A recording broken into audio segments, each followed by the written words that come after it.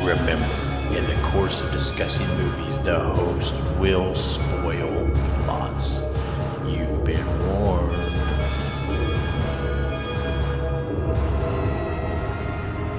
Listen to their screams.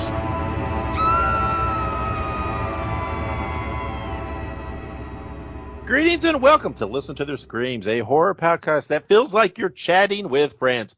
I am one of your friends, Dave. I'm joined as always by our other friend, Ike. Ike, how are you? I am doing superfluous. I think that's a word. Doing pretty good. I'm a little hungry. I think we're having stuffed peppers tonight, so I'm pretty excited for that. Yeah. We're ordering pizza because we had a busy day, and that's just the way it goes. So that's right. Thank you, everyone, for joining us, and let's get into this thing. Thank you to our wives, Monica and Kayla. They will be on momentarily. We have a Wives Rebuttal episode today. We are going to be talking about the 2016 movie Hush, so they will be on in a few to discuss that. We also, later in the show, have a review of the movie Death Metal, so you'll hear all about that in a little bit. But before we get to all that, Ike, what did you do this week? Did you watch anything? Well, I'll be real with you. I really haven't had a chance to watch much. Honestly, I haven't really had a chance to watch much, other than Death Metal and Hush, for the Wise Rebuttal, of course. It's not necessarily something I did, but, I think last year I mentioned it, we went to a haunted house around here. It's called the Haji Horror House. And it's, they do it every year, but this year they're doing it and their theme is actually Friday the 13th. So they announced that recently, and so I just wanted to share that with everybody because I'm pretty excited. I'll probably go to it again, so should be cool. Yeah, we're right on the cusp of spooky season. Over the weekend, I went to my first Spirit Halloween. I'm very excited. It was a lot of fun. I didn't watch a whole lot either. I watched these movies, and I actually did start my rewatch of the Saw series. So I watched the first 3 of those. I just wanted to go ahead and dive in. And get through those. There's like 50 movies, so I had to get through them. But otherwise, I don't know. I've had kind of a busy week, and haven't really watched much else besides that. So yeah, not a lot to say there. Like I said, I did go to a Spirit Halloween. That was very exciting. Lots of cool stuff there. I could literally go in and drop a fortune. There's always so many things I want. It's dangerous. It is so cool. I love this time of year that's approaching. Love it. I'm a sucker for the decorations, the novelty candy, all of that through Halloween all the way through Christmas. I love it all. So, but all right. So people have demanded it. People have asked for it. We're going to dive in and let's see how this goes. Let's go to our weekly segment.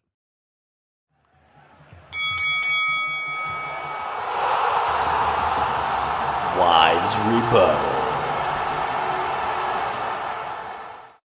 All right, and today we are doing a Wives Rebuttal. And joining us, as always, is my wife, Monica. Hello, Monica. Hello. And Ike's wife, Kayla. Hello, Kayla. What's up? Nothing.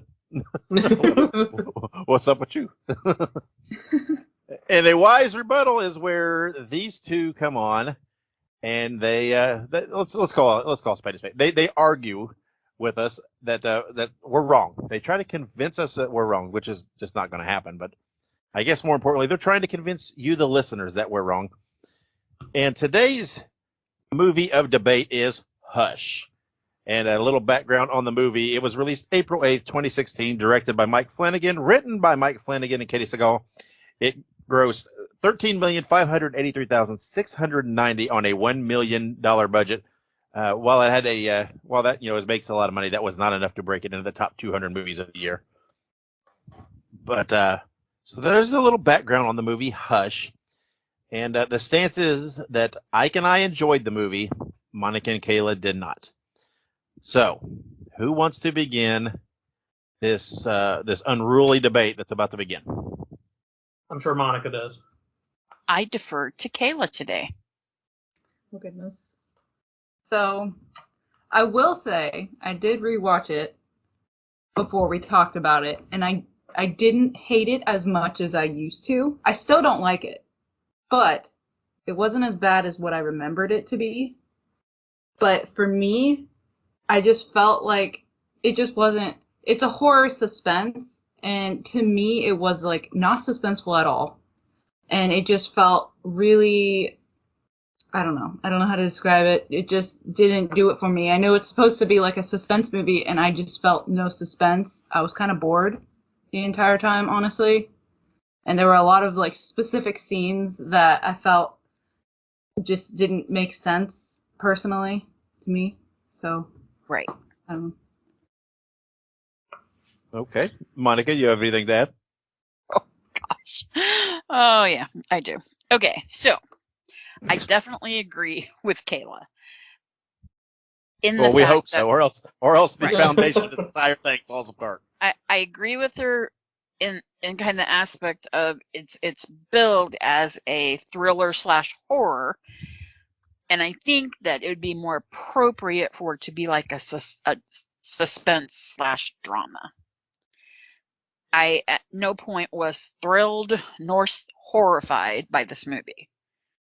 So in that aspect, I completely agree with Kayla. Now, I rewatched it as well today, and couldn't find it anywhere to watch it, so I had to watch it on YouTube, which means every literally 5 minutes was 2 commercials. I got to the point where I was enjoying the commercials more than the movie. I'm not sure whether we should publicize that someone has uploaded this movie to YouTube, and I'm so sorry. if it is you, if you happen to be listening and you're the person and you get a strike, it's Monica's fault. True. Now, I'm not going to... Sorry about this, guys. So listen, I mean, I got some great tips. I got a promo code for Chewy. I mean, it was not a complete waste of my time. And I'm not even going to say this movie was completely like... Don't mention companies that aren't paying for sponsor time. What are you doing? Oh, I'm sorry. I'm time sorry. is money here. What are you doing? It was Ooey. Ooey got me a code. So anyway. Boy. It wasn't a complete dumpster fire. You know, number one, I love Kate. I don't think it's Seagal. I think it's Siegel, but I love her. I think she's super talented. I think that... Wait, hold on. Let me pause right here. You Yeah. have to understand. You listen to our show. You know one of my sticks is that I mispronounce last names. That's true. Not is true. intentional. It just freaking happens. If people would have common last names that old Dave could pronounce, we wouldn't have it. Everybody could try to be cute and spell your names weird. Sorry, go on. Old man Okay, shouting well, out the clouds over there. Yeah, I was gonna say, yeah, he's outside shaking his fist up at the sky. And Michael Trucco, who plays John, like legitimately could be spread on toast. He's that yummy, and I adore him. I mean, he was in One Tree Hill, he was in Revenge, he's on Fire Country right now. He was Samuel Anders in Battlestar Galactica. So I mean, adore him. With that said, I mean, it's the best thing I can say, because I know that gimmick movies, you know, they can be good. All you got to do is look at Nosferatu from 1922, and you can see where a silent movie is good. There is no sounds, nothing, and it stands. You know, Call of Cthulhu from 2005, completely silent movie, and it stands. This movie did not. And now, this movie did have some sound, though. Yeah, and in that, I'm not a doctor. I don't even play one on TV. But meningitis does not cause you to be mute. She was 13 freaking years old. Surely she knew how to speak at 13. But okay, but pump the brakes. I don't think they ever claimed that she was mute. She's deaf. I think she just chooses not to speak? Yeah, she chooses not to speak, and not to mention if you're deaf for long enough. I mean, not that you can't speak, but your speech does deteriorate, because I would say probably good 80% of speaking is hearing yourself talk and knowing how to regulate your voice. Okay, that's great. Marley Matlin, though, was deaf at birth and can speak, and is an actress who speaks.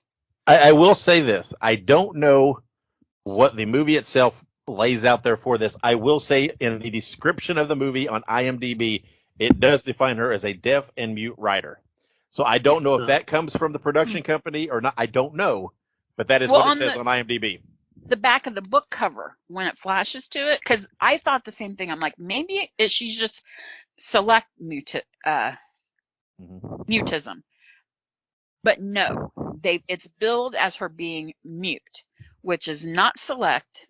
That's a completely different thing, or selective. So what? She went deaf at 13 and forgot everything. I mean, I'm not even saying speaking, screaming, noise in general. So, I mean, it just wasn't realistic, and I thought about it to myself. I turned the captions on. So, but can you imagine watching that movie in the theater? I know maybe 36 sign language words. I knew bitch. So, I you will say, would have had no idea what she was saying.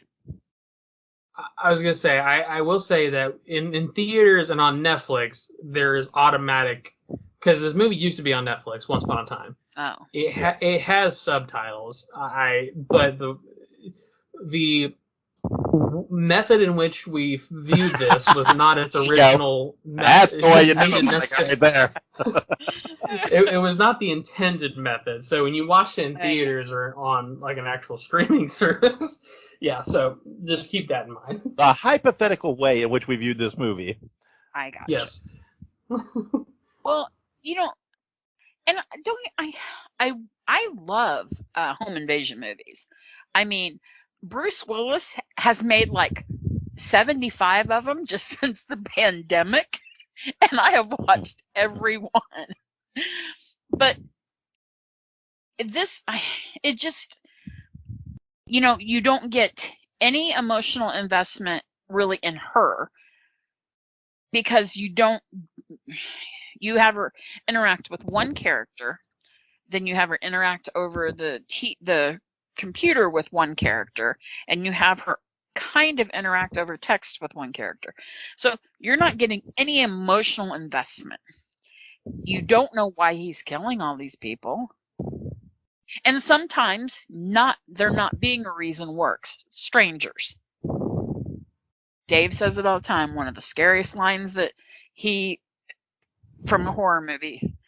But he would have been scarier if he left the damn mask on. Well, I will agree with that point. I thought the unmasking, which was very early in the movie, yeah, and there not being more to that was a little odd to me. I did find that kind of odd. I believe though that was the play on the having to read his lips.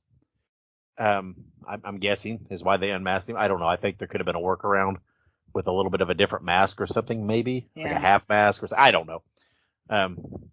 I was expecting there to be more about the killer and the backstory there, but I don't know. I thought the deafness and the silence. I thought it added to the suspense a little bit to me. I don't know. Silence is unnerving to me. It creeps me out, and it makes me unsettled. So I think that's why, and it could just be me, but I think that added to it. It made me a little unnerved. But but did either of you not think that she was an idiot? Yes, I did. Not necessarily. In what way do you think she's an idiot? Well, okay, I'm deaf. Okay, so I am missing one of the major senses that we use to keep ourselves safe. Mm-hmm. Okay. Right. And I've made no preparations for that. In what way? Well, I don't know. Your house alarm can be for deaf people, and as a matter of fact, deaf people and blind people, you can get one that works without electricity that you can call 911 from. Her smoke alarm, those can be bought and it sends out literally a wireless signal to the fire department. that notifies them that you are blind or deaf. There are all of these wonderful inventions that help people with disabilities, and this movie could have shown that. This movie could have shown an intelligent disabled person. And instead it was like, I live out in the woods. I can't hear. So guess what I'm going to do? I'm going to have no way to defend myself. So, as cute as that was, and as majestic as that jingle was, my rebuttal to that specific point, because I have other things to say too, but my rebuttal to that specific point is that I mean, even the description even kind of alludes to this being a recent move. So it's not unbelievable that she may not be completely equipped. You know what I mean? Like, she's talking to her neighbor, and I'm pretty sure her neighbor even mentions that she's only been there for a little while. And she also, mentions that there was a recent breakup, which is part of the reason why she moved. So there's a lot of things that allude to this being a pretty recent venture. So if you're going to get into the semantics of it, you're going to really dive into it. There's a pretty explainable reason why she may not be 100% set up. But in addition to that... Hold on for a second. I do want to interrupt and say that I feel like Monica would understand this, but as a woman, she moves out by herself, alone, in the basically middle of nowhere, and she has no sort of defense. I don't know. As a woman, that would have been the first thing I did, or one of the first things. Right. So if you're not going to have the security system, then a gun, I don't know, a baseball bat. I mean, she goes over and she didn't even have a big ass butcher knife. It was like a paring knife. Who has a butcher block full of paring knives? I mean, again, you could allude to she just moved. Maybe she doesn't have all her stuff. I don't know. And I agree. I think that probably they could have been a little more prepared moving out there. But are we really going to victim blame a fictitious character? But is she a victim? Is she a victim? Well, is she a victim? I mean... Well, how's she not a victim? She's being pursued by psycho. I mean... What I'm going to say, though, is she victimized herself if she put herself in a situation where this could have happened. Do you know what? No. I've known That's a deaf stretch. people, and here's the other thing. I went to college with 3 different people who were 100% deaf, 2 at birth and 1 from an accident. And I'm not, sometime off this, remind me to tell you how she went deaf, because it was actually like kind of weird. But anyway, every one of them had so much situational awareness that it wasn't even funny. You could not, if someone, I mean, they were deaf, but there's movement. When her friend was beating on that creates sound waves.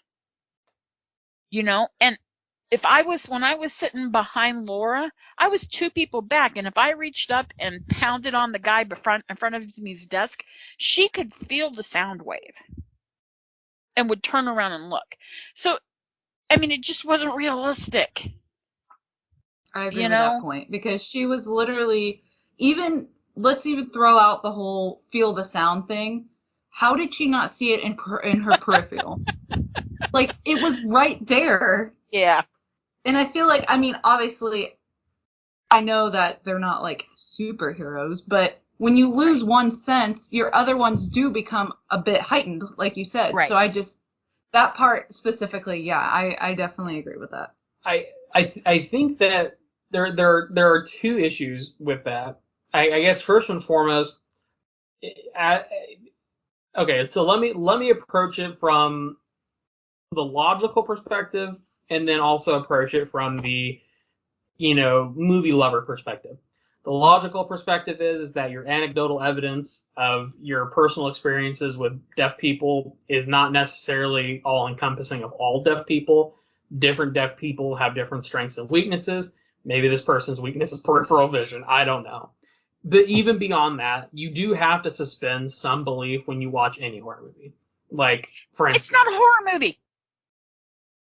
I mean, it is. It's an atypical slasher movie. I mean, anything can be horror or horror adjacent. Who got I mean, slashed? what the hell are you talking about? Who got slashed? Girl This got motherfucker had a stabbed. knife. One girl got stabbed. Is that not a slasher? Am I? No, no. Is a slasher is a killer pursuing his victims or her victims in some manner or fashion. Is No. Strangers not a slasher because he used an axe? Is Your Next not a slasher film because they use crossbows? Slasher is a very Slasher broad movies. genre. Okay, slasher movies. It has been agreed by horror fans like everywhere that to be a slasher film, you have to have an effective killer, a high body count, and the weapons can't be guns. Okay, 2 people, not a high body count. Okay, Bundy count. there were no jump scares. You know, there was not even, other than her in her head theoretical, I just am going to get killed and have my head bashed in. The scenes weren't even that gory. There is literally no backstory for the killer. Almost every slasher movie, the killer has a backstory. This is just some dumbass guy who was out on Friday night and was like, hey, yo, I'm going to go kill these people. No. So And typically in a slasher movie, not unmasked. Usually they are either masked until the very end, even if usually sometimes it doesn't even come off then, or they're disfigured or disformed. Okay, hold on here. We're starting to get a little long. Monica, you're going to have to let Isaac finish a point or two here. Oh, I'm sorry. Go ahead, Isaac. I guess if we're going to really dive, I mean, I don't want to get into it too much, but slasher is such a broad phrase and genre. You can't really exclude, because if you start excluding movies from the genre because it doesn't meet one criteria in your mind, then you start going down the slippery slope of, is there any true slasher film? Because then you get into the ballpark of every slasher film is not like the other. Halloween is not the same as Nightmare on Elm Street. Is Nightmare on Elm Street not a slasher because technically he's not killing them in the real world, he's killing them in their dreams?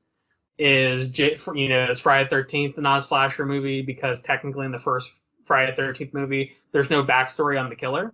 You know what I mean? We don't know who the killer is until the end. God! You don't know who it is until the end. We know before the first movie's done why he's killing people. Well, it's a she, first of all, so I mean, gotcha, when Jason, but further. But I'm saying, Isaac, is Friday the 13th Part 1 not a slasher film because we don't know who's doing the slashing? It is. Oh my God. Okay, Isaac, do you think slasher is a separate genre from horror? It's a subgenre within horror. Yes, it is a subgenre. Okay, is Friday the 13th a slasher movie? Absolutely. Whether it was Mrs. Voorhees or Jason Voorhees or the weird ass EMT guy, it meets all the criteria for being a slasher movie. This movie. You just said that a slasher movie requires that there be a backstory about who the slasher is. So, therefore, if you look at the Friday the 13th franchise, we don't know who the slasher is. There's no backstory of the slasher in the first one, or the weird EMT guy for that matter. Or technically, you do know. You don't have to know it from the beginning. Then this movie falls into that criteria. You know eventually who this person is. They were having sex while they should have been watching Jason. Okay, Hoey. Let's bring it back. Let's bring it back to Hush. You know, the horny camp counselors couldn't keep it in their pants, and he drowned almost. Okay, hold up. Let's bring it back to Hush because again, this can't take up the whole episode. Let's get back on Hush, and let's take this down the stretch and start wrapping. That's a different wife's rebuttal. And let's start wrapping this up. Well, Isaac, if you had to tell me the 2 things that you thought made this a good movie, what would they be? If I had to very much narrow it down to 2 things, yes. I'm going to say this. I'm going to say that the killer's cruelty, and I'm going to say the way in which it was shot. The movie cinematically was made very well. beyond just my likeness of the movie, because I did like the movie. I liked pretty much everything about it. There are a handful of things that I would probably do better, but I mean, that's pretty much any movie you watch. There's no such thing as a perfect movie. But I would say that the movie was shot in a near flawless way. It was seamless from scene to scene. It provided a picture of how this person lived their life as a deaf person. And while it may not be accurate to how you believe deaf people might act, it's accurate for how this deaf person is being portrayed. In addition to that, the killer, while there's no backstory to the killer expresses a very specific type of cruelty where there's no reason for him to be doing this other than he wants to do it. And it's very similar in likeness to the Strangers movie, but also, while I understand while some people may not want him to be unmasked, I think the unmasking proves even more cruelty to him, because the purpose of his unmasking was not to be known or to be lip reading. It's to make this person know that I'm not leaving until you're dead because you've seen me now. And that's the only reason he did that. So that would be my two main points as to why I enjoyed this movie. I agree that this movie had so much potential. It had so much potential, and it walked itself up to the line and then went, nah. I think that you're right. I mean, the way it was shot. But one thing it could have done, to me, is once it was just him and her, is when it was from her point of view, it should have been silent. When it was from his point of view, you should have heard noise. Whether it was the crunching of the leaves, or whether, whatever the noise was, it should have only been when it was his point of view, because that would have made it better. And then if he had followed through, what did he tell her? I'm not going to come in there until you're ready to die. But, if he had stuck to that and not breached that, and she went to him to kill him, better movie. I don't think that it was until you're ready to die. I thought he said, I won't come in until I'm ready to kill you, or something like that. I didn't think it was until she's ready to die specifically. I think it was. I'm not 100% sure, because I remember when he said it thinking, I get that. Because there have actually been, serial killers who did, they tortured their victims until they knew that they had given up and were ready to die. All right. So all right. That would be scary. I think we all, okay, by we all, I think Ike and Monica have completely spoken their piece. So let's take this thing home. Now, Kayla, wrap it up. Before we close up, Kayla, do you want to say any more? Because Monica said, I'm going to kick it to Kayla to begin, and then she has to stop talking since. I'm sorry, Kayla. And I specifically told her coming into this, you got to let Kayla talk some, and you saw what happened. Yeah, I'm so sorry. Do we just want to start over? Absolutely not. Kayla, do you have anything that you want to add? No, it's all good. I was just going to say there was just a lot of scenes to me in the movie that just did not feel realistic. I know we touched on the one with the neighbor banging on the door. Another one that really did it for me, though, was when the husband came and the killer was acting like, I'm a cop. He doesn't even look like a cop. Like, the movie, if the husband just would have had a little bit of, like, awareness of just anything, the movie could have ended there. And another big one that really bothered me was when they're in the bathroom and he comes up behind her and he breathes, and that's how she knows that he's behind her. And she does the move and she stabs him. Literally, I even said this to the screen, pull it out and stab him in the neck. But she just leaves it. And I'm like, why would you do that? Like, you literally could have killed him right then and there with not much more effort. But, I don't know, that's just my two pieces. Those were the three scenes in the movie that really just irked me the most. I agree. Before we're done, I have to ask Kayla. Kayla, from your bedroom to your front door. Have you at some point, since you have lived in that home, thought to yourself, in every room, what you would use as a weapon? Definitely. Okay. Me too. I know that if I'm in my room, I have a baseball bat. I know that when I'm in the kitchen, I have some meat, these meat things where you can pick a whole turkey up that could kill a man. I can go through my entire house, bathroom included, and can tell you what I would use as a weapon. That's what we do. Because women are hardwired to protect ourselves because we are no longer cave women. We don't expect men to do it. That was one of the things I had a problem with also is if you had, that's just Kayla and I who live with our husbands and we have all of our senses. So I just think it's unrealistic that this woman who's living alone and she's deaf would not have the same thing.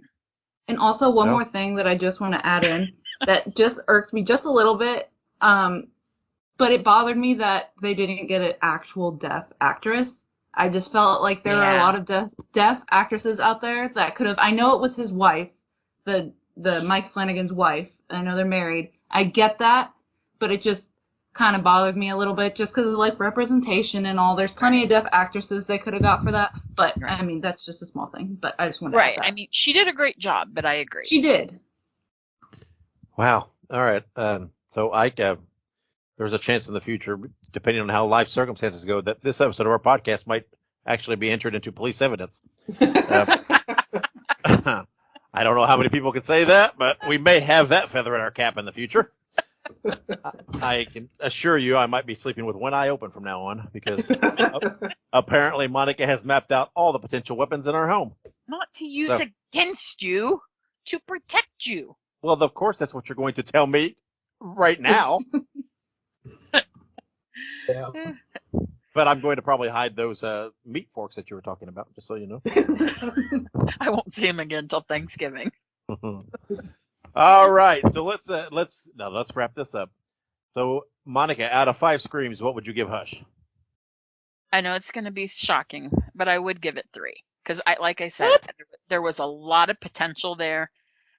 I just think they couldn't get it across the finish line. But like I said, she was a great actress. I think it was a great concept, but it just, so 3. You know, by our standards, a 3 means you enjoyed the movie. By my standards, a 3 means it's kind of like that whole saying A for effort. When you have your show, you can use your standards, but you're on our show, so use our standards. Okay. If we don't have consistency, what is the chaotic mess we have here? Yes, but how many times do I listen to your show? I listen to your show, and I come to you, and I'm like, you gave that 4 screams? What the F's wrong with you? You consistently come to me and said, I would have given that 1 scream. And then the movie that you're sitting here ripping apart, you're like, oh, I'd give it a 3. What the hell is this? Insanity. So I was literally going to say. You have shot your own rebuttal down because you gave it a 3. In our universe, that means you enjoyed the movie. Effort. So you negated everything you've said before. I enjoyed the effort. Then that's a 2. According to who? Our show that you're on.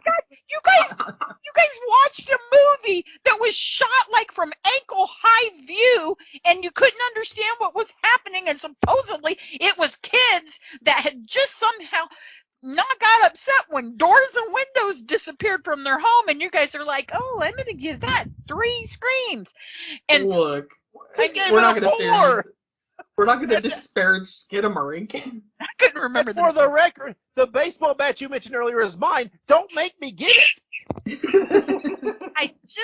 What is happening here? I didn't enjoy the movie, but I did not enjoy the movie. You just went into a completely bipolar episode. That was so weird. You ripped it apart, but then gave it a wow. Okay. I don't even know what to say that because I'm literally sitting here saying, here comes a 1, here comes a 1. Skidmarink was a 1. Oh, we're not doing Skidmarink. We're not doing Friday the 13th. Stay on task. My Stay on God. target. Hey, he brought up Friday the 13th. Why are you yelling at me? Because you spent Yell at 15 him. minutes talking about it afterwards. I'm trying to break you back, and you're like This is like continuing on. court. And then If you started he talking about opens Jason. the door- That wasn't in the first one. So you just went on to the sequels. You were talking your way through the whole series. If he opened the door, I'm allowed to walk through it. That's the rule. Oh, good Even God. You don't make the rules on our show. I Kayla, out of don't 5 screams, what would you give it? If you would have asked me before I rewatched it, I probably would have gave it a 1.5. But now, after rewatching it, to be fair, I rewatched it a while ago, so I was, probably it's been like 6 years since the movie came out, right? Mm-hmm. So that's like a solid 6 years ago. So, but I give it a 2.5 now. It wasn't, like I said, I enjoyed it a lot more now rewatching it, but it still wasn't my favorite. I probably wouldn't choose to rewatch it again. yell at her. I'm not yelling at her. Come She on. gave it a 2.5. Tell She her didn't what give it a she did 3. wrong. She Yell didn't give at it a her. 3. And Oh she my God. and for the record, 0.5 away from a 3. And for the record, when you initially kicked to her and gave her 5 seconds of talk time, she said, I enjoyed the movie more on this viewing than I did before. She said that then. You have sat here this entire time talking about how bad the movie was, how horrible it was, how it was just blah, blah, blah, blah, blah. I gave it a 3. What the hell? What's a 5 movie for you? Because A 5 movie? I feel like any piece of shit can be a 5 with you now. Because What? you ripped this one apart and gave it a 3. If I neither enjoyed it or didn't enjoy it, if I just had a meh feeling about it, that would be a 3. I'm not like you guys where I'm like, you know what? That movie was all about, it was filmed because someone put a GoPro on the dog's collar and let it run around while people killed each other. I'm giving that 4 screens. Bro, how do we keep coming back to fucking Skinamarink? Why does it come back to Skinamarink? Oh, Jesus dog. Christ. Because Siskel and Ebert can't stay in their lane here. This is weird. Ike, I know. I'm not even rating this motherfucker now because the universe has gone chaos. We have entered the multiverse. Ike, what would you give it out of a 5? I feel like you got to give it a 4 because he gave it a 3. I don't even know what to do here. We need to say goodbye to the wives so that our rating system gets back to reality here. Because your rating system, my God, your rating system is so screwed. Neither of you could see past and see the brilliance of the last Halloween movie. You guys are all shitting on it when in fact it was actually amazing. So first it was Skinamarink, now it's Halloween Ends. Jesus Christ. Okay, so trying to reclaim some territory here. So just for clear thought for the people who are listening who have been completely thrown for the fucking loop here. So our rating system is, if it's a 1, that means we didn't like the movie, which makes fucking sense. A 2 is, okay, it wasn't unwatchable, but we didn't like it. A 3 is middle of the road. 4 is good. 5 is perfect. That's how the rating system makes sense. That's how we've always done it. I don't know where Monica's coming from. How is I neither liked nor disliked this movie not the middle of the road? That is literally sitting on a fence right there. What? Because if you didn't, what's blowing my mind is if it's a movie you didn't like nor dislike, why are we rebuttaling it? What? Pick a movie you don't like. That's the whole point of the mess. The whole point of and you're saying you didn't like nor dislike it, but we have 30 minutes of content here where you clearly said you didn't like it. No, I told you what was wrong with it. That is different than telling you why I didn't like it. You said what you liked was some dude you wanted to spread on toast. That's the only thing you said you liked. What am I supposed to do? Movies that I really think are dumpster fires that you guys like, you would kill me. Like Terrifier? Oh my God! Movie. Do not disparage Terrifier. I might have a stroke. I just went red in the face. For the record, we just went and saw Terrifier, and you said it was pretty decent outside of that one scene. Okay, again, if I what didn't is going say on? that, you would have badgered me for the 45-minute drive home.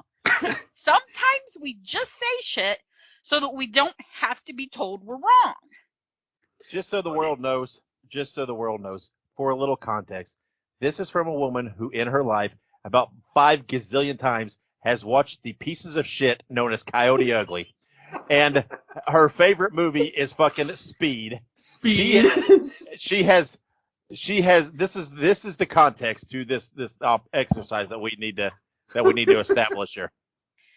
Those are my guilty pleasures. They're not like I think they needed to be awarded Oscars. There's a difference between a guilty pleasure and a movie. I watched Speed because Keanu Reeves is so fucking hot in that movie.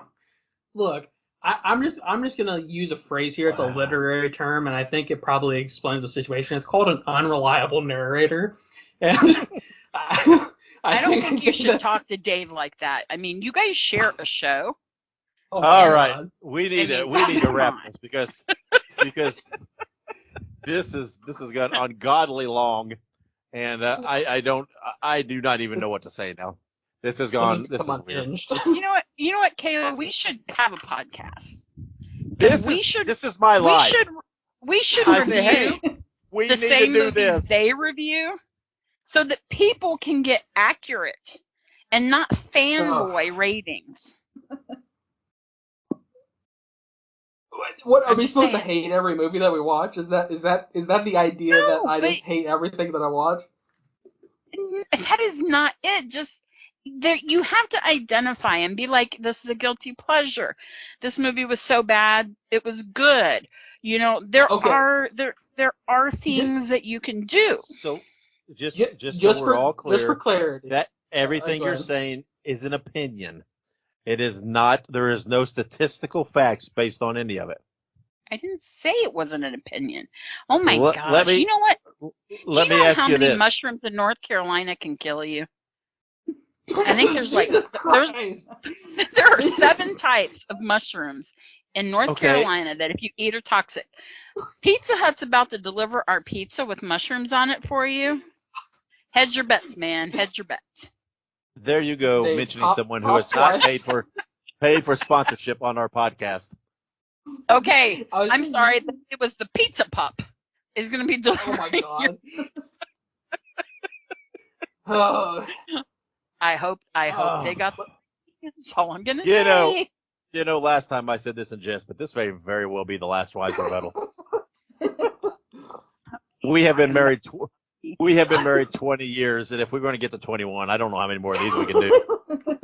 This is unbelievable. Oh my god. I love you. So now, do you? Do you? You and I are going to have an off-air discussion about Terrifier, just so you know. This is why I told you I liked it. Oh Jesus Christ! Well, before Dave and Monica actually get divorced, it could we're happen gonna pause. About Terrifier. Yeah, apparently we're gonna pause. You've heard the reviews from us. The wives might be back. We'll see. But coming up next is news and upcoming releases. Make sure you subscribe to Listen to Their Screams on your favorite podcast platform.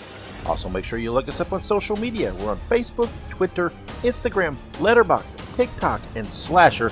All you have to do is look up Listen to Screams. That is Listen, the number 2 and Screams, and you can find us there. Also, make sure you go and buy yourself a Listen to Their Screams t-shirt. You can find all of our shirts at tinyurl.com/Screams Shirts. And we're back. That was something, Dave. That was something. We'll just keep the world posted if if Monica decides to try and kill you, or if you guys decide to get a divorce. Good Lord. Yeah, that was a trip. But I do have my second beer, so I'm starting to feel a little better now.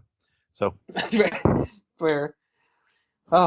Well, I guess then it is time for the news. Spread the news. Spread the news.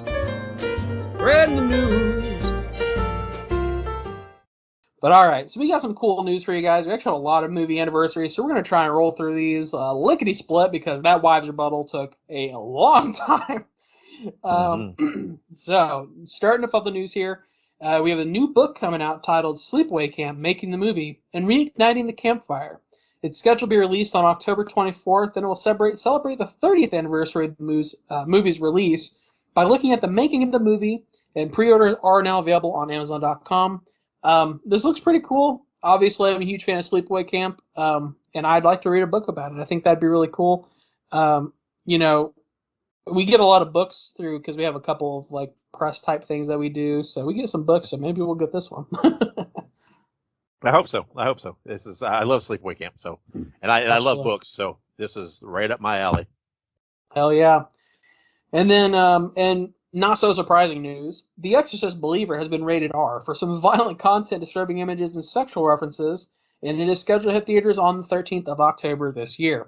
Obviously, Exorcist has a long-running history of violence and gore and everything else, so glad that they decided to stick to their guns. That's what I was hoping. Yeah. I think everybody suspected this, but now it's nice to have it confirmed and official that the R rating. That means they hopefully they won't be cutting any corners on the content. Hell yeah.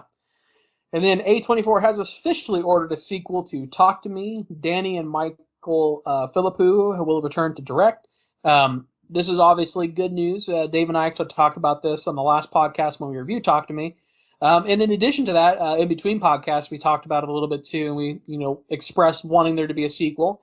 And also we learned that there is actually some prequel material that they may release at some point, explaining the basically the path leading up to the movie. And it's supposedly sort of like a kind of found footage-esque shot from the perspective of cell phones, kind of describing the previous owner of the hand. So that's interesting. Yeah, they haven't divulged how they're going to release that. I'm wondering whether maybe if it won't be like an extra on the physical media release and stuff when the movie comes out, because I've heard it's not very long. It's just a short. So whatever the case, I hope it gets out there. I hope it sees the light of day because I would love to see that.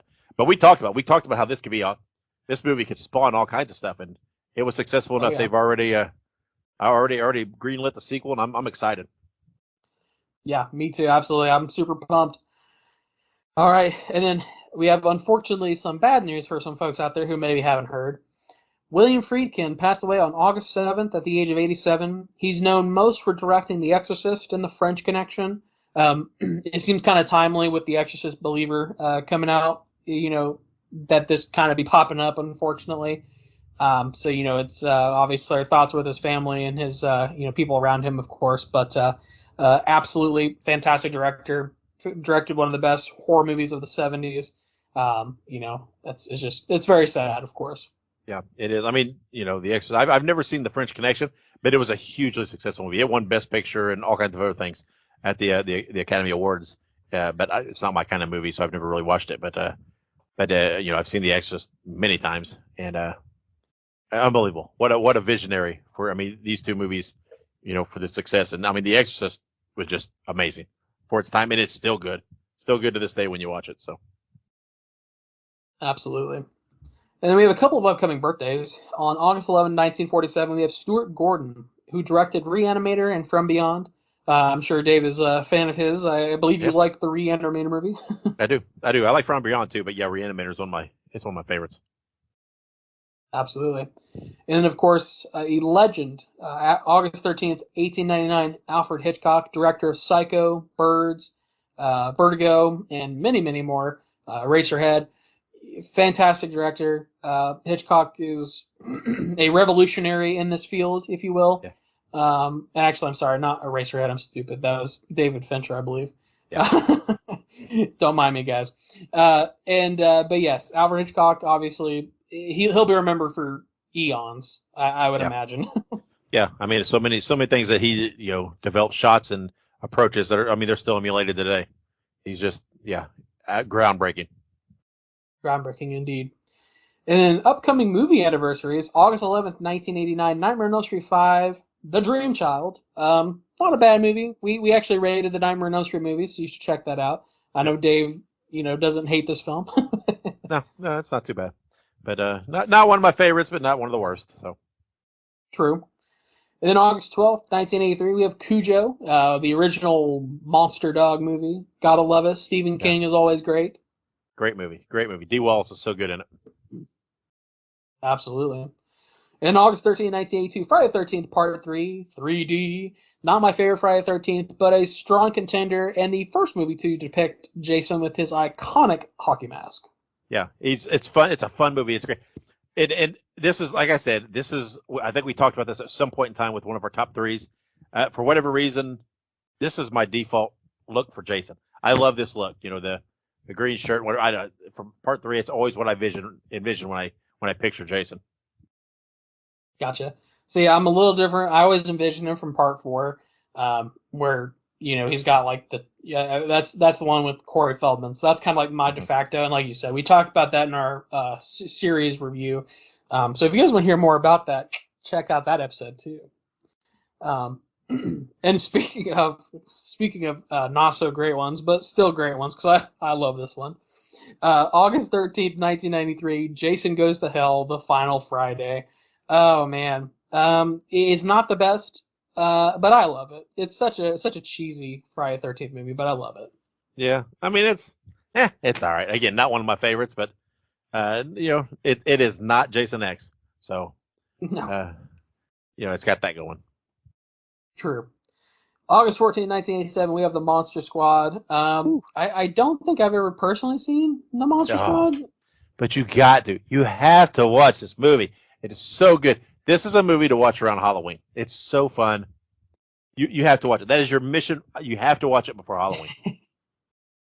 I will watch it for Halloween, so it's The Monster Squad. I'll have to find it somewhere to stream. It's I own it on Vudu, but it is classic. It's one of my favorites. I always save it to rewatch around Halloween. It is so much fun. Very nice.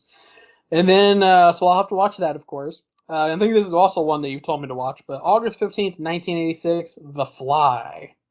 Yeah, this is Jeff Goldblum. This is such a great movie. Gives me chills to watch it. Some of the best effects ever.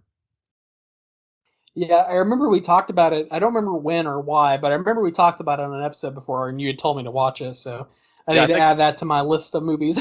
I think we discussed top 3 like animal movies or something like that, animal related or monster movies or something to that effect on one of the top 3s, I believe. Gotcha. That makes sense. All right. And then, depending on your thoughts on the movie, I guess it's good or bad. But August 15, 2003, we have Freddy vs. Jason. It's probably one of those movies that a lot of people are either going to really love or really hate. Obviously, it's iconic because it puts, the two baddies against each other. But all in all, it's not my favorite Freddy movie, that's for sure, or Jason movie. No, it's you would think it'd be such a cool thing, but I don't know. It lets me down. If I remember right, and I could be wrong, I believe we ranked this as our bottom choice when we ranked the Nightmare was on it Elm our Street. bottom? Oh yeah, you're right. I was gonna say not when we did Friday the 13th because that was Jason X, but yeah, I think when we did Friday Nightmares, it was our least favorite appearance of Freddy. I don't know. It is what it is. It's just not as good as what you would hope it would be for me, at least for me. No, I agree. All right. And last but not least, August 16, 1985, Return of the Living Dead. I love the Return of the Living Dead movie. Yes. Oh, I love it. Such a great movie. Love it, love it, love it. Well, I was going to say something. Oh, I like that the Return of the Living Dead is kind of funny. Like, they doesn't take itself too seriously. Yeah. So that's just one of my things that I like to add about that movie in case you're wanting to watch it. Great movie. Absolutely. All right, and we have some upcoming releases for you guys. We have some in theaters, and we have some streaming, just in case you don't want to leave the house. If you're feeling frisky and you want to go to the theaters, you can check out The Last Voyage of the Demeter, coming to theaters on August 11th. It is described as a crew sailing from Carpathia to England to find they are carrying very dangerous cargo. It is based on the chapter titled The Captain's Log from 1897's Dracula, written by Bram Stoker. We thought about reviewing this one. I'm not super sure if this is going to be up my alley just because, I like vampire Dracula movies, but I wasn't super sure. But I will have to watch this eventually, for sure. Yeah, I mean, it was like I said, it was a strong candidate to review. But there is another choice that came up that I think is much stronger for us. This is a movie I really want to watch. I don't know if I'll go to theater or not. I mean, not that I don't think it would be worthy of a theater. I don't know if my schedule will allow it. So we'll see. Absolutely. And then if you're not feeling like going out this weekend, you want to stay home, order a pizza, sit in your PJs and watch some movies on video on demand, I got 2 movies for you. On AMC Plus and Shudder, we have the movie Elevator Game releasing on August 11th. This is based on a real-life game, quote-unquote. It is a ritual conducted in an elevator in which players attempt to travel to another dimension using a set of rules that be found online. This actually has some really interesting real-life implications because it is a real-life game, but also it is proposed or suspected that the individual that disappeared from the hotel, I cannot remember the hotel's name or the woman's name, unfortunately, but she disappeared in a hotel, and it's thought that she was playing the game and that somehow she disappeared because of supernatural circumstances. But obviously, that's just online talk. Yeah. Again, look, this is a very cool movie. I can't wait to watch it. This was another strong candidate for us to review until some news of another release came up, and we thought, oh, yep, this is the one to do. But I will definitely be watching Elevator Game this weekend when it comes out. Yeah, absolutely same. And then last but certainly not least, we have another wonderful video on demand release. We have Cobweb that's going to be on Friday, August 11th. Ugh. And we will be reviewing this next episode. So Cobweb is described as horror strikes when an 8-year-old boy named Peter tries to investigate the mysterious knocking noises that are coming from inside the walls of his house and a dark secret that his sinister parents are kept hidden from him. This movie gives me Coraline vibes, if you've ever seen Coraline. Yeah. But much more adult. So I'm very excited for this movie. Yeah, everything I have seen, people speaking about it on social media and everything else, people have said this movie is great. Why did it not have a bigger release? I wanted to see it so badly in theaters, but it was nowhere near me at all. I was willing to drive, but there was no place, absolutely no place to see it, and I was very, very disappointed. I'm so glad that it's had a quick turnaround to video on demand. It's got Anthony Starr from The Boys, who I love. He plays Homelander in The Boys. I can't wait. I cannot wait to watch this movie. I've got it hyped up in my head, so hopefully it doesn't let me down. And hopefully all the people who spoke highly of it, hopefully we have a similar mindset. But this looks like something that's going to be right up my alley that I'm going to enjoy. So I can't wait to watch it this weekend and talk about it on next episode. Yep, absolutely. But just about does it for our news and upcoming releases. If you guys would like, watch these movies along with us. We're hopefully going to both watch the Elevator Game and, of course, Cobweb for our next episode. So maybe watch them yourself and let us know what you think about it on the next episode. But until then, follow us on social media to keep up to date with all the cool shit that we talked about. And when we come back after our small little break, we have our definitive, the penultimate review of Death Metal. Listen to Their Screams is now a Fangoria collaborator. Get 20% off your order at shop.fangoria.com by using the promo code LISTEN2SCREAMS at checkout. That is listen, the number 2, and screams. Or you can click the link in the show notes. All right, and we are back here on Listen to Their Screams, and it is time for our review for the episode, and we are reviewing Death Metal. It is available on video on demand and Tubi. And you can visit deathmetalhorrormovie.com for more information on the movie. It is described as a horror film about a metal band that, while recording their new album, inadvertently write a song so evil that any who hear it fall under a deadly curse. It is written and directed by Michael Kusiak. Michael, I hope I said your name right. And we got to give a shout out to Michael. Special thanks. He was the one who sent me and Ike autographed copies of this movie on Blu-ray. I'm super stoked because I'm kind of getting back into physical media. And wanting to build my collection up of stuff that I really like. I'm not buying everything, but I have this thing now where I do have a little bit of a fear of who knows what's going to happen with certain streaming services and things come and go and disappear. We talked about Hush earlier. It's nowhere to be found on streaming, so it's hard to find. So I've kind of now gotten to that point where, hey, the stuff that I really like and that I really enjoy and my favorite movies that I want to build a collection of physical media. I still have some of my collection. I sold off a lot of it, years ago. But anyway, special thanks to Michael for sending us those copies. Very, very cool to actually have a Blu-ray copy signed by him. That was very exciting to get those. And we thought, well, hell, we had a hole. We might as well review his movie for him, and get it out there. Watched it. I watched it on Tubi. I think Ike, you did too. Yep. Once sure again, did. we'll give a shout out for Tubi, man. There's a lot of good crap on there. That's for free. You do have ads, but that's okay. But there's a lot of stuff on there, and a lot of stuff that you can't find anywhere else. And again, it is a free streaming service, so it's very cool to check it out. And I knew this was obviously, you knew this was kind of being an independent film. It would have a little bit of a lower budget. You don't know what to expect when you go into a movie like this. You don't know about the concept of it and what's happening. Whether it be fresh and the execution of it. You don't know when you go into a movie like this. You can either have. It seems like typically with independent films like this, it's a hit or a miss. There's not much middle ground, right? It either is just it kind of bombs, or it pulls it off good enough and makes you satisfied that you watch it. Let's put it that way. So you don't know what to expect when you go into a movie like Death Metal, right? Because it's not a big production, big release. And I watched this, and I have to say, for an independent film, this was really, really good. It didn't really, it had some of the, you could tell, the budget thing a little bit. It didn't have a lot of the same qualities that low budget films fall into. It, with some of the hokiness, there's a lot of times a roughness with the shots and the editing, whether that be the money, whether that be the time, whether that be just whatever it may be. I didn't feel that this had a lot of those kind of issues. I thought the film was very well acted. I thought it was very well written. It is executed.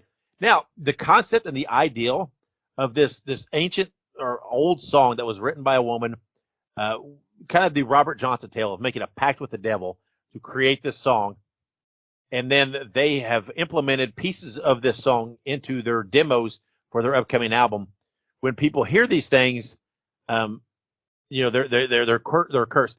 I thought that was clever. I really liked how they approached this. I liked how they gave us. There was some investment in the characters, right? Because they were struggling as a band. They apparently had this really horrible European tour that got really negative reviews and was kind of an almost quote unquote embarrassing for them. And so there were members of the band that were going to quit. And there was the one guy who kind of founded and formed the band who was this was his baby. He was fighting with everything he could do to keep it together. There were some girlfriends and some interpersonal relations. There was one of the girlfriends sleeping with another band member. There was a lot of stuff going on there that allowed us to invest in these characters outside of just the concept of the song and the music. And I liked it. I think it worked. And it gave it more of a bigger picture than what you would almost expect going into this, right? And I thought it was very cool how they did it, where these people were possessed, and there were certain people that hadn't heard it yet. I kind of saw where there was how the ending was going to be, because they had sent the sample of the demos to the record company, because the record company was going to cut them loose. They needed some samples to see that, hey, there's something happening. So at the end of the movie, after everything had already happened with the band, the guy at the record company's like, oh, cool, here's the file. He hears it, and it was pretty cool. I saw that was going to happen, but it was the right choice. It was the choice to make with the movie. Just because I saw it coming doesn't mean it's bad. So anyway, I'm gonna kick over to Ike here. I really enjoyed the movie much more than I thought. Like I said, you don't know what to expect going into this movie. This one was a pleasant surprise for me, and it was a fun watch for me. Yeah, absolutely. Obviously, I agree with everything you said. Just to kind of start for me, I think the big thing is that going into this movie, especially kind of, I would say the last indie movie we really watched was, Cannibal Cabin. So coming out of Cannibal Cabin and the fucking baby out of that movie, I swear to God, coming out of that movie, my hopes are not very high. You know what I mean? There are some times where you watch a movie and it kind of dashes your hopes that there's ever going to be a movie that's going to be good. And Cannibal Cabin was kind of that movie a little bit for me. So going into this, I was super stoked. It was very interesting that first and foremost, the person who made this movie, they interact with people in the independent area. You know what I mean? So they sent us these copies of the movie, so I thought that was really cool. So I already kind of had like a positive, mindset going into it a little bit, because I was like, okay, yeah, that's pretty cool. It's really neat that they did that.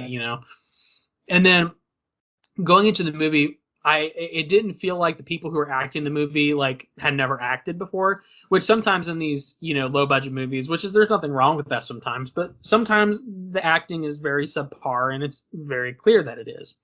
Right. And going into like some of the effects and whatnot, some of the deaths were really cool. There was plenty of little blood, there was a little bit of gore, all of it made sense, and it was just very, very good. I was very surprised. I was like, wow, this movie, for being a low budget movie, really didn't skimp on the effects, which usually that's one of the things that you don't really get in a low budget movie is good effects. Yeah. Generally, that's the first place they cut money from, because they're like, we'll figure it out, we'll do something else, find something practical to replace it with. But no, this movie went all out, and I really respect that. In addition to that, the story itself, Dave kind of already gave you guys the layout of it. It was very interesting. It quite frankly, it doesn't seem like, sometimes you watch these movies and you're like, okay, that would never happen. But this doesn't seem all that unrealistic. You know what I mean? People be digging up shit all the time, and a lot of different cultures place a lot of value on music and how important music is to spiritualness. And so it wouldn't be unheard of that music might be used in a more ritualistic sense. And in this case, this music is ancient and, can cause possession. And it just, I don't know, it seems like it wasn't super outlandish for like the prep, what's the word? The exposition didn't seem outlandish, because sometimes it does. Sometimes the story before the action kind of seems a little crazy, but this didn't seem too crazy. You know what I mean? They made it all make sense. They kind of tied it off in a neat little bow. And then, of course, it went off the rails a little bit because people started getting possessed and people started getting, torn apart and everything else. But it didn't seem super out there. You know what I mean? Dave mentioned it. Robert Johnson, Deal with the Devil, Crossroads. That's a story as old as time itself. Selling your soul to the devil for success. Right. And that's exactly what was happening here. You know what I mean? And so it was basically putting a twist on an old story, and really it made it good. It was just very enjoyable, very interesting movie, and I'm just so surprised. One of the biggest things that surprised me in this movie, I think I already said it 10 times, it just looks so good. You know what I mean? Like, I would have gone out of my way to watch this movie had I not been offered the movie first and foremost, but also if it wasn't free. I would go out of my way to purchase this movie if, if it were as, if I'd known how good it was. And it's just fantastic that we had the opportunity to not only receive a signed copy of this, which is fucking badass, but also that, we were able to watch it on Tubi and then be here to review it. So honestly, super amazing movie. Super surprised by it and pleasantly surprised at that. Yeah, we discussed, I think it was with Cannibal Cabin, but I'm not, whatever it may be. We talked about how independent movies like this, they can be successful, but they have to know how to properly work within what they have, right? Not to try to overextend, how to, as we said, to hide the flaws. And I don't mean flaws in a negative, as there's something wrong with it. I'm saying as in the limitations with the budget, etc. You have to know how to be creative to hide those things, whether it be an angle, a shot, whatever it is. This movie did that perfectly, right? Because they didn't have, I'm sure, the biggest budget, and there were limitations to what they could do as opposed to what they would have liked to have probably, I'm sure, been able to do. But they hid those. They kept those in check so you didn't notice them as well. And you're absolutely right. The cast was great. Sometimes with budget restraints and everything, you have to really get some inexperienced actors to make it work. And in this one, everybody they felt like what they were doing, right? They felt like this group that hangs out. It was very well done. Everything about it worked for me, right? And this is a testament to the fact that people need to be exploring other movies outside the big studio releases, right? Not knocking those. Some of them are great, and I know they get all the attention, but there is a lot of movies, especially within horror, that you can see if you just go out and explore a little bit in some of these streaming services. If you explore in the Shudder, the Screambox, Tubi, go online and follow some of these things and follow. there's a lot of great movies out there who don't get the same attention because they don't have a big studio backing them, but they're putting out quality, fun, enjoyable movies that you will enjoy. So just be more aware, right? Expand your horizons, and don't be judgmental until you see it, right? Don't think, oh, this is an independent film, I'm not going to like this, right? Because it doesn't have, $100 million budget. Don't think that, right? Because sometimes, I will often say, there are several times you will find a hidden gem. And some of the greatest movies that people talk about as far as horror in the history of the genre, they talk about these things, and some of these movies became big franchises. But when they started, they were lower budget independent films. And they did it right, and that's why they caught on. So people need to be aware of that, right? Some of the movies that they probably like most within horror history got their start on the same level, right? Being a low budget, independently made passion project.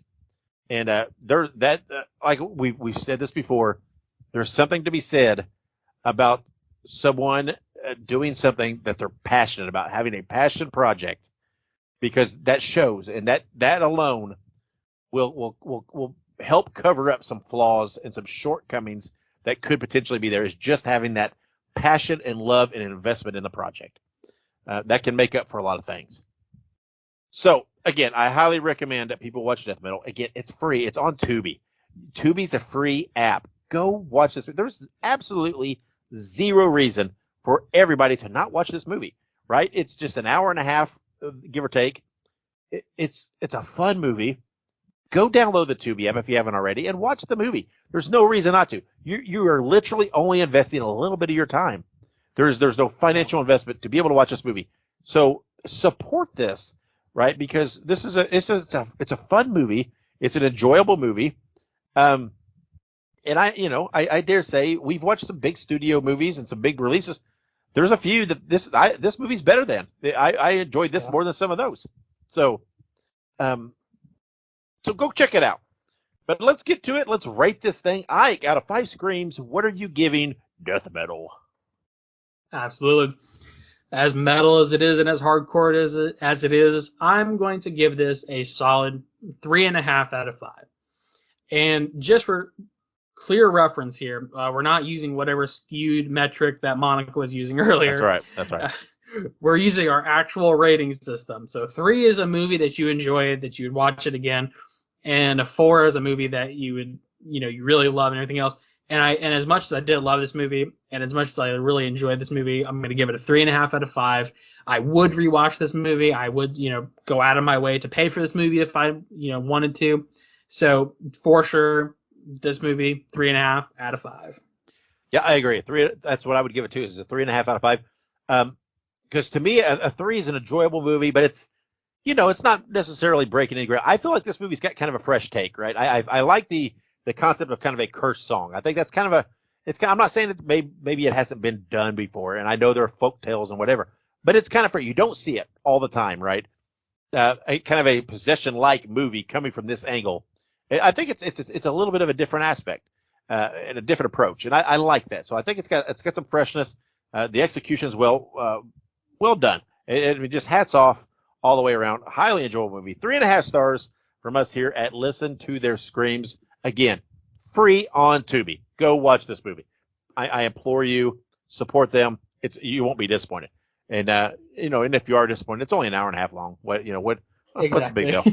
Yeah, and it didn't cost you any money. So give them a view, and you will not be disappointed, I don't think.